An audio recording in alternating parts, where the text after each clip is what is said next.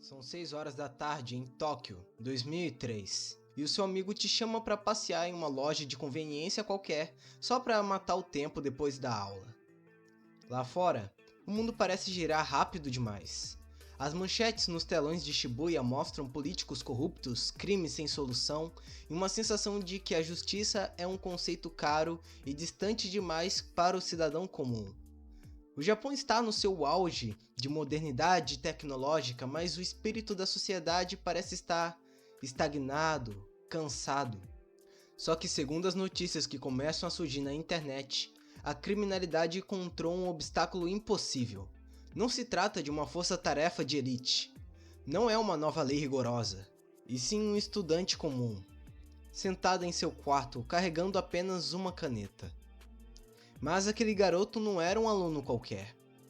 No topo do ranking nacional de inteligência, Light Yagami tinha em mãos o poder de um deus da morte, o Death Note. E o que o mundo estava prestes a testemunhar não era apenas uma série de ataques cardíacos inexplicáveis, mas o nascimento de uma nova lenda sombria, o chamado Kira. E essa é a história de Death Note.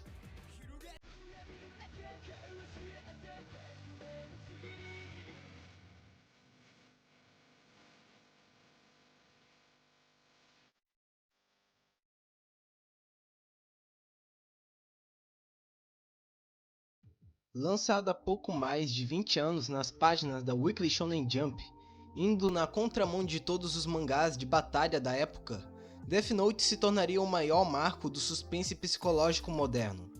Não foi apenas um fenômeno de vendas, mas o gatilho que forçou a cultura pop a encarar um espelho desconfortável, popularizando o grande gênero de duelo mental a nível internacional.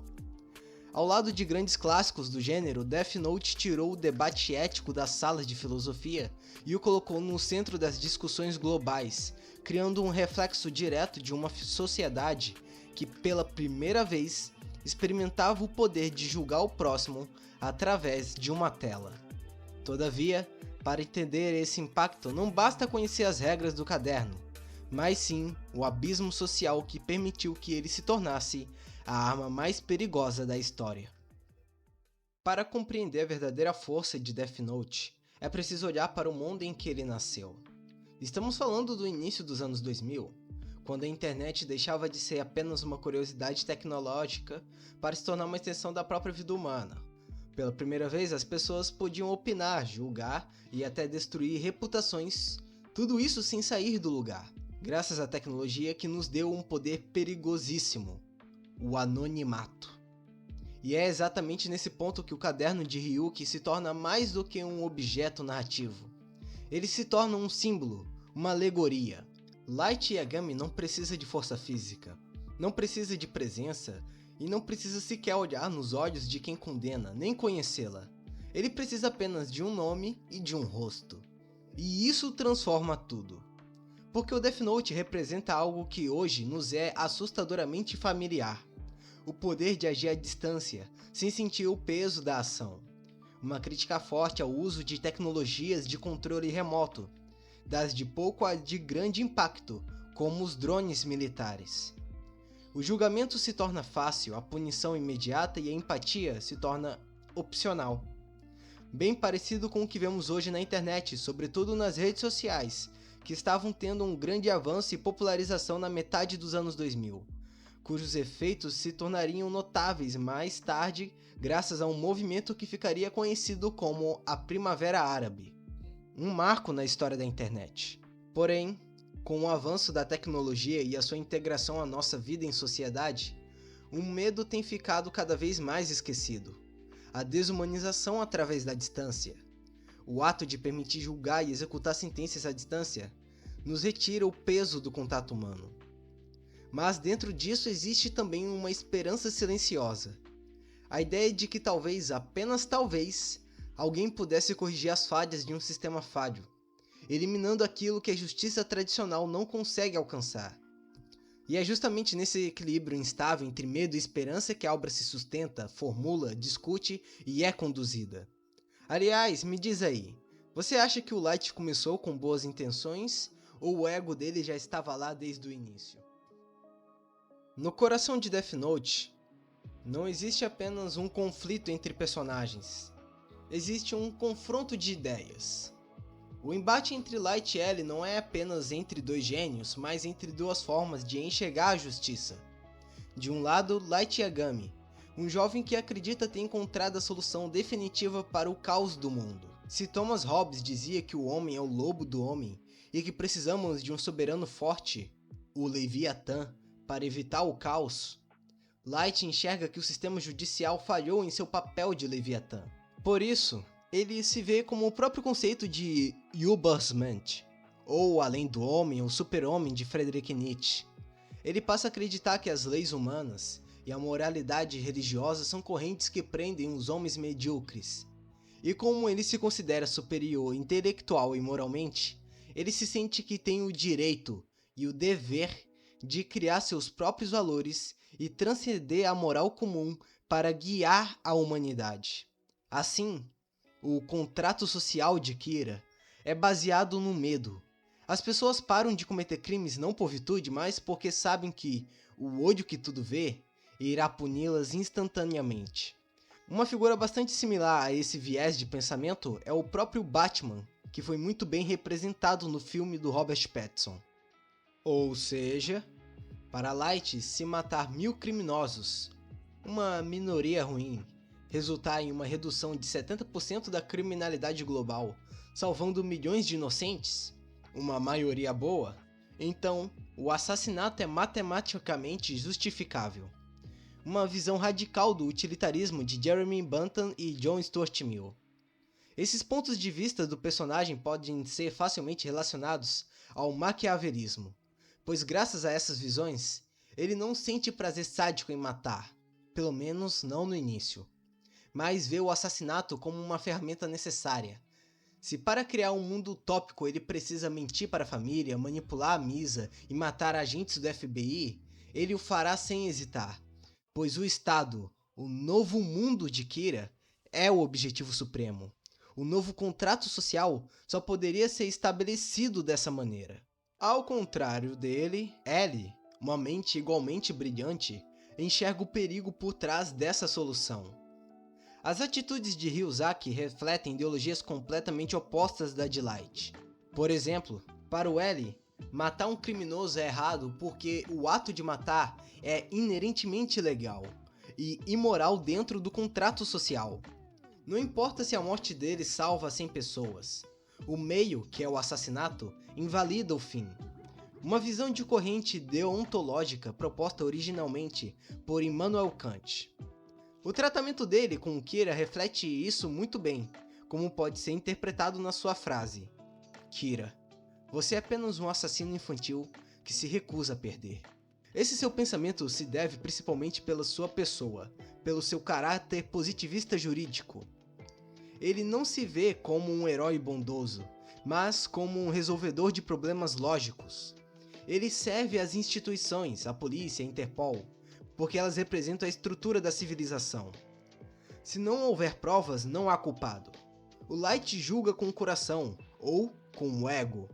Já o L julga com o código penal e a lógica dedutiva. O maior exemplo dessas suas reflexões o leva às suas atitudes lógicas e racionais, como a sua postura de nunca aceitar uma verdade, sem testá-la exaustivamente, operando sempre na base da dúvida metódica. Desde o começo da obra, ele nunca assumiu uma verdade sem exaustivamente comprová-la.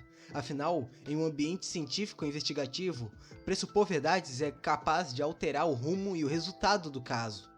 Esse seu ceticismo radical foi o que ditou quase o rumo todo da obra. E graças a isso, cada vez mais L estava próximo de remover a máscara do Kira. Afinal, como Nia e Melo mostrariam no final do anime, o método dedutivo só foi capaz de revelar o Light graças ao esforço e comportamento do mesmo para sustentar mentiras, que levou não só às ações extremas, mas a uma percepção pequena do que de fato estava acontecendo, abrindo brechas para chegar na conclusão real da investigação. Embora seu pragmatismo moral tenha o colocado em situações problemáticas, o L também mostrou-se uma faceta que é bem parecida com a do Light, mesmo sendo oposto. Seus métodos antiéticos dizem que, para capturar um monstro que mata à distância, ele precisa operar nas sombras do sistema, ir para além do que ele rege. A diferença é que o Eden faz isso para preservar a própria lei, o próprio sistema, enquanto o Light busca destruir, substituí-la. Uma visão um tanto quanto futurista, pode-se dizer. Conclui-se então que o Light Yagami representa o utilitarismo em sua forma mais extrema, uma visão fria, eficiente e perigosamente sedutora. Porque no fundo ela responde ao desejo humano por soluções rápidas para problemas complexos. Já o Eri caminha por outro caminho. Mesmo operando fora das regras convencionais, ele compreende algo essencial, de que a justiça não é apenas o resultado, e sim o processo. Sem limites, sem prova, sem responsabilidade, o que resta não é justiça, é poder. E talvez seja exatamente por isso que Death Note permanece tão desconfortável, porque ele não te entrega uma resposta, ele te coloca diante de uma escolha. Essa não é uma simples luta entre bem contra o mal, mas de ordem contra árbitro. O roteiro de Oba nos força a questionar se um sistema judicial lento e falho é preferível a um ditador moral e perfeito. Além, é claro, da arte que consegue transmitir isso de maneira incrivelmente bem trabalhada. E se você quiser estudar ela em cada detalhe e compreender cada vez mais sobre essa batalha intelectual, tendo ela na sua estante, eu deixei os links de afiliados na descrição e no comentário fixado. Inclusive, o mangá Black Edition é a melhor maneira de apreciar tudo o que eu falei até então, presente fisicamente. Tanto a incrível arte detalhista do Obata, quanto a narrativa e o roteiro do Oba. O tempo passou. 15 anos depois, Death Note ainda atrai legiões de novos fãs. Ele não ficou para trás, pelo contrário. Ele se tornou ainda mais relevante. Porque os medos que a obra explorava em 2003 são os mesmos que vivemos hoje em dia. O julgamento coletivo, a sede por punição imediata, a arrogância de acreditar que sabemos o suficiente para decidir o destino dos outros. Tudo isso se intensificou, não é, Twitter? E dentro desse cenário, Death Note deixa de ser apenas uma história. Ela se torna um reflexo. Sua estrutura quase matemática, baseada em regras precisas, cria um jogo de lógica onde cada movimento importa. E a narrativa é conduzido num cenário em que cada erro pode significar o fim de um lado. Para além disso, a estética gothic emo dos anos 2000, aliada à arte impecável de Takeshi Obata, criou um visual atemporal. Junto da estética dark e trilha sonora épica da adaptação do estúdio Madhouse, que apenas envelopam uma história que, na verdade, fala sobre a nossa própria arrogância. Demonstra como tudo isso é muito bonito e bem encaixado. Afinal, acima de tudo isso, o que mantém a obra viva é algo muito simples: a transformação de Light Yagami. Light não começa como um vilão. Justamente ao contrário, afinal ele era um estudante modelo, não é? Ele começa como alguém que acredita estar fazendo certo. Mas o poder não transforma, ele revela. E pouco a pouco o jovem que queria salvar o mundo começa a se afastar daquilo que o definia.